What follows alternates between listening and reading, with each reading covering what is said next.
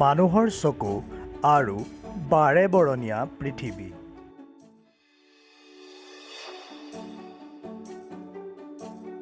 মানুহৰ চকুৰ মূল অংশটি হৈছে প্ৰায় 2.3 চেণ্টিমিটাৰ ব্যাসৰ এটি প্ৰায় গোলাকাৰ অংশ, যাৰ নাম অক্ষিগোলক।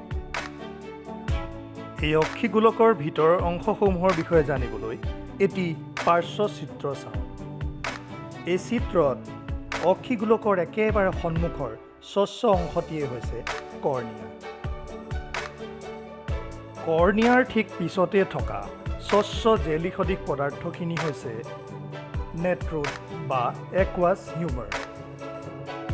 ইয়াৰ পাছতেই আমি পাওঁ এখন গোলাকাৰ পেশীবহুল পৰ্দা, যাক আমি আইৰিছ নামেৰে জানো।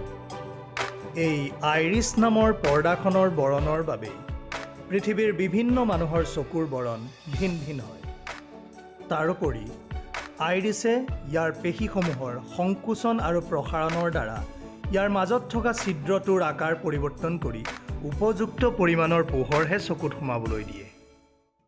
চকুৰ বাবে এনে এটা প্ৰয়োজনীয় কাম সম্পন্ন কৰা আইৰিছৰ মাজৰ এই ছিদ্ৰটোকে চকুৰ মণি বোলা হয়।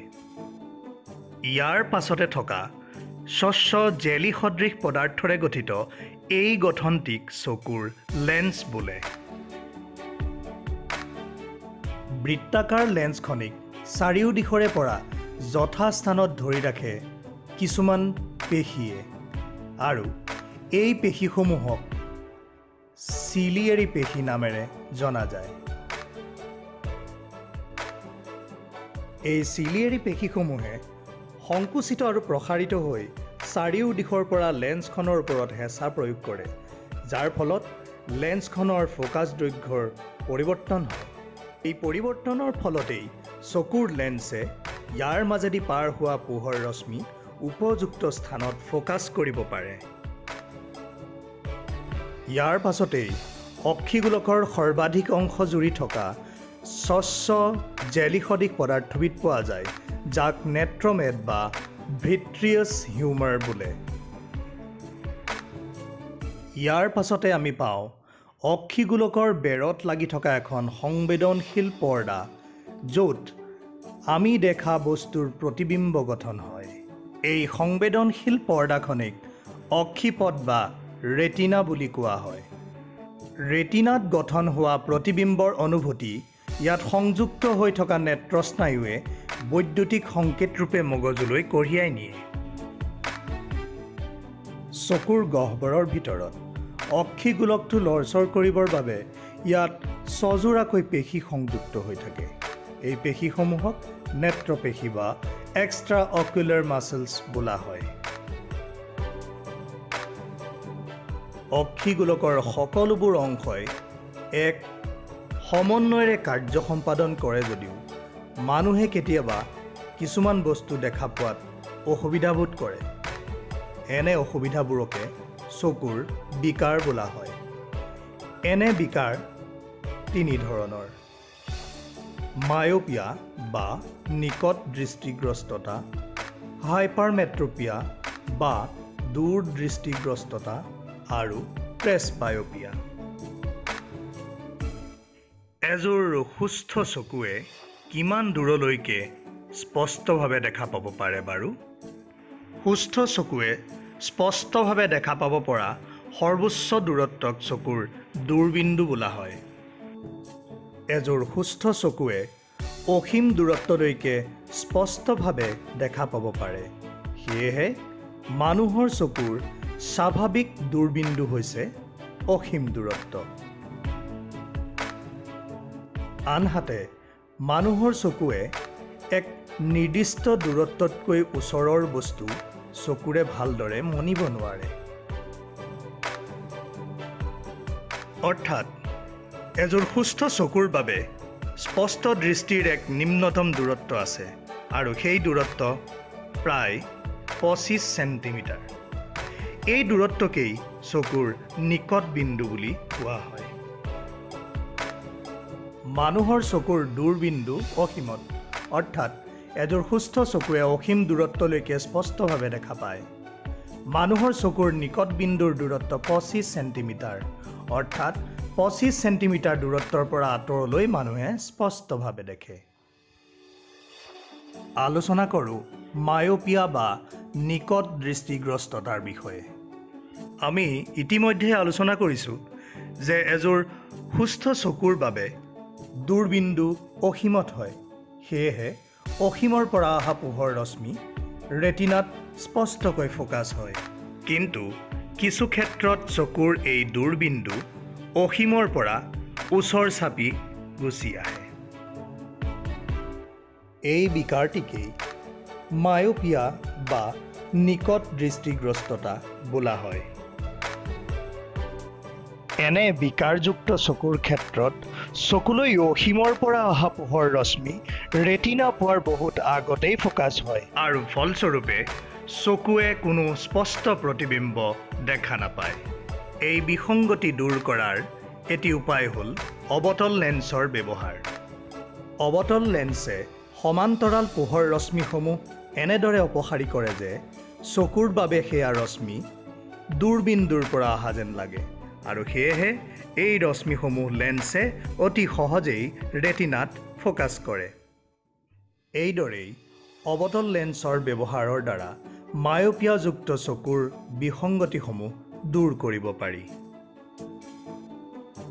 এতিয়া আলোচনা কৰোঁ হাইপাৰমেট্ৰপিয়া বা দূৰদৃষ্টিগ্ৰস্ততাৰ বিষয়ে।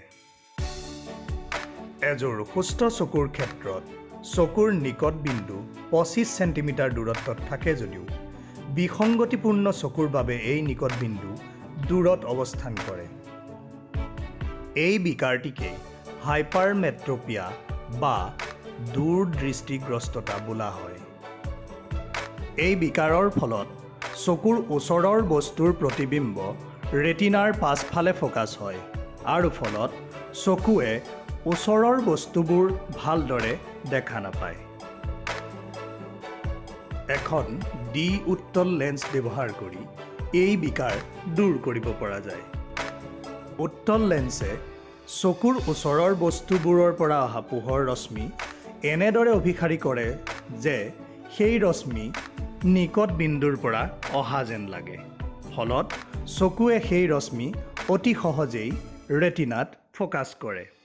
গতিকে উত্তল লেন্সযুক্ত চশমা ব্যৱহাৰ কৰি দূৰদৃষ্টিগ্ৰস্ততাৰ বিকাৰ দূৰ কৰিব পৰা যায়। এতিয়া আলোচনা কৰোঁ প্ৰেছ বায়োপিয়াৰ বিষয়ে।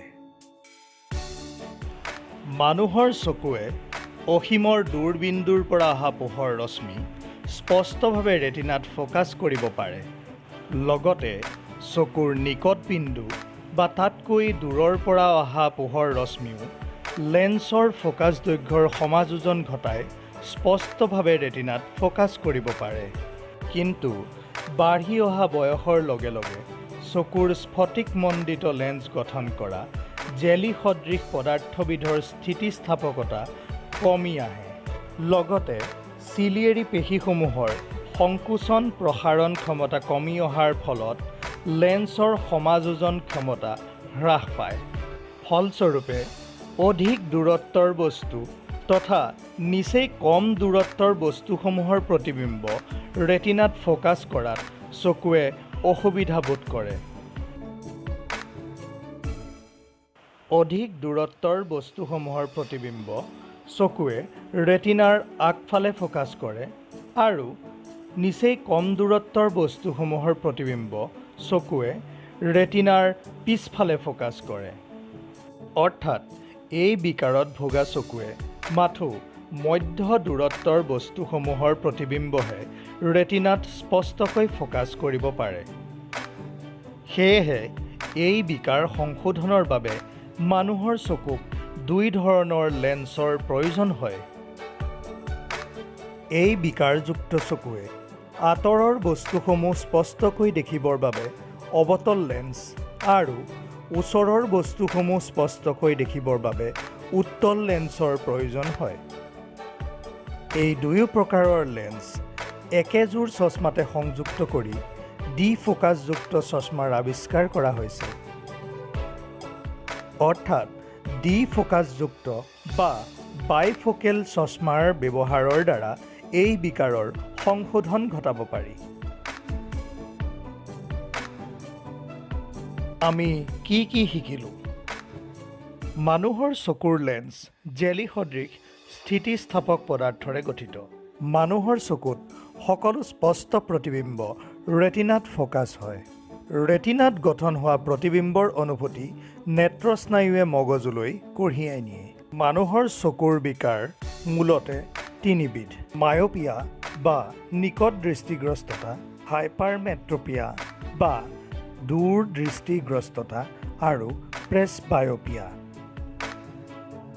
মায়'পিয়াৰ ক্ষেত্ৰত চকুৰ দূৰবিন্দু ওচৰ চাপি আহে। অৱতল লেন্সৰ ব্যৱহাৰ কৰি মায়'পিয়াৰ সংশোধন কৰা হয়। হাইপাৰমেট্ৰপিয়াৰ ক্ষেত্ৰত চকুৰ নিকট বিন্দু আঁতৰি যায়। উত্তল লেন্সৰ দ্বাৰা হাইপাৰমেট্ৰপিয়াৰ সংশোধন কৰা হয়। প্ৰেছবায়'পিয়াৰ ক্ষেত্ৰত লেন্সৰ সমাযোজন ক্ষমতা কমি যায়। ডি ফ'কাছযুক্ত চশমাৰ দ্বাৰা প্ৰেছবায়'পিয়াৰ সংশোধন ঘটাব পাৰি।